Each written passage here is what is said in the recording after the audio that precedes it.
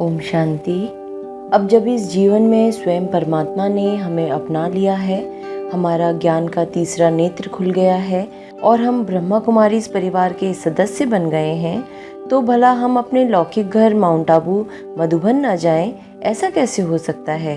मधुबन की वो दिल में बस जाने वाली शांति और कहीं नहीं मिलती। एक बार जो मधुबन आ जाता है तो उसका वापस जाने का दिल ही नहीं करता।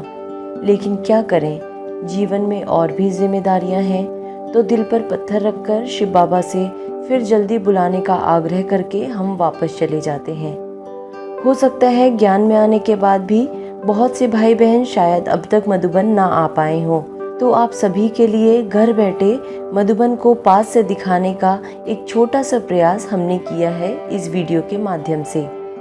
आज इस वीडियो में हम आपको घुमाएंगे शांतिवन और उसके आसपास की कुछ जगहों पर। तो चलिए अपने यात्रा की शुरुआत करते हैं पांडव भवन चारधाम यात्रा से। सबसे पहला धाम है बाबा की कुटिया।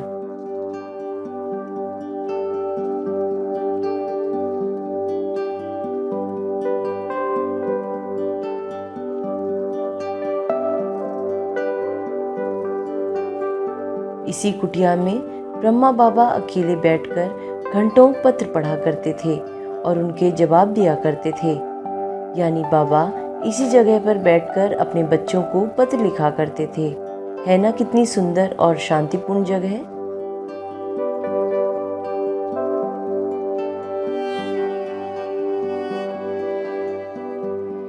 चलिए अब बढ़ते हैं अपने दूसरे धाम की ओर। यह है ब्रह्मा बाबा का कमरा। इसी कमरे में बाबा घंटों बैठकर एकांत में योग किया करते थे।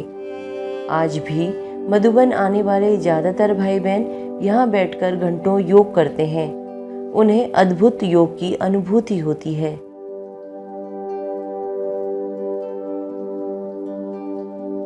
चलिए अब बढ़ते हैं अपने तीसरे धाम की ओर। यह है टावर ऑफ पीस यानी शांति स्तंभ। यह स्तंभ ब्रह्मा बाबा की कठोर तपस्या और समर्पण की यादगार है। ये शांति स्तंभ मधुबन कॉम्प्लेक्स के अंदर बनाया गया है। यहाँ बैठकर आपको अपार शांति की अनुभूति होगी। अब चलते हैं अपने चौथे और आखिरी धाम की ओर। यह है हिस्ट्री हॉल। इस हॉल की दीवारों पर चारों ओर आपको यज्ञ से जुड़े भाई बहनों की फोटो देखने को मिलेंगी। कहते हैं लौकिक में ब्रह्मा बाबा और मम्मा यहाँ बैठकर क्लास करवाते थे। तो चलिए बाबा से शक्तियाँ भरकर अब बढ़ते हैं आगे की यात्रा पर और देखते हैं माउंट आबू के कुछ और शांतिपूर्ण स्थलों को। यह है तपोवन। इसे अरावली पहाड़ियों का हृदय माना जाता है। तपोवन नाम से ही समझ आ जाता है कि यह योग और तप की शक्तियों से भरपूर वन है। यहाँ चारों ओर हरियाली ही हरियाली है। तपोवन की खासियत यह है कि यहाँ प्राकृतिक रूप से सब्जियाँ और फल उगाए जाते हैं। किसी भी तरह के कीटनाशक का इस्तेमाल नहीं किया जाता।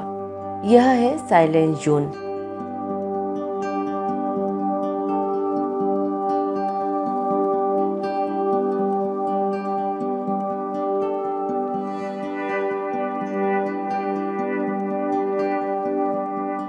इन झोपड़ियों में निरंतर योग किया जाता है और योग से निकलने वाले वाइब्रेशन इन फलों और सब्जियों को परमात्मा की शक्तियों से भरपूर करती हैं।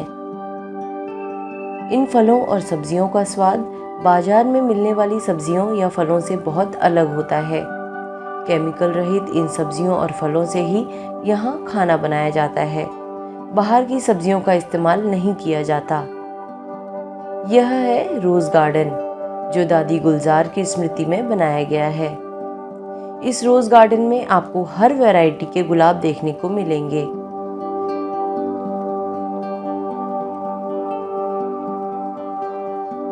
यहाँ किसानों को ट्रेनिंग दी जाती है कि किस तरह प्राकृतिक रूप से सब्जियां और फलों की खेती की जाए। पक्षियों की चहचहाहट, शांति और हरियाली से भरपूर तपोवन आपको प्रकृति के बहुत करीब होने का एहसास करवाता है। प्राकृतिक रूप से आध्यात्मिक ऊर्जा का केंद्र है तपोवन। यह है तपस्या धाम। शांति वन के परिसर में बना सुंदर तपस्या धाम विशाल पहाड़ों और माउंट आबू की मनोरम सुंदरता के बीच ध्यान करने के लिए इस जगह को बनाया गया है। यहाँ ध्यान में होने वाले अनुभव का कोई मुकाबला नहीं किया जा सकता। अगर आप बीके मुख्यालय माउंट आबू आते हैं तो आपको इस जगह की दिव्यता और शांति का अनुभव करने के लिए एक बार तो यहाँ जरूर आना चाहिए। यह है परम आदरणीय दादी जानकी जी की यादगार में शांति वन में बना शक्ति स्तंभ। 6 स्तंभों से निर्मित यह शक्ति स्तंभ के पीछे एक बहुत दिलचस्प कहानी है। दरअसल साकार में दादी जानकी हमेशा कहती थीं कि मुझ में 5 शक्तियां समाई हुई हैं और 5 शक्तियां थीं मम्मा, ब्रह्मा बाबा, दीदी, दादी, विश्व किशोर दादा। इन्हीं 5 शक्तियों की यादगार है यह 5 स्तंभ और छठा स्तंभ है स्वयं दादी जानकी। यहाँ योग करने से आपको अटूट शांति की अनुभूति होगी।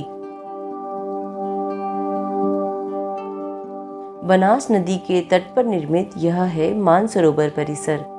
यह स्थान शांति वन से 5 किलोमीटर की दूरी पर है।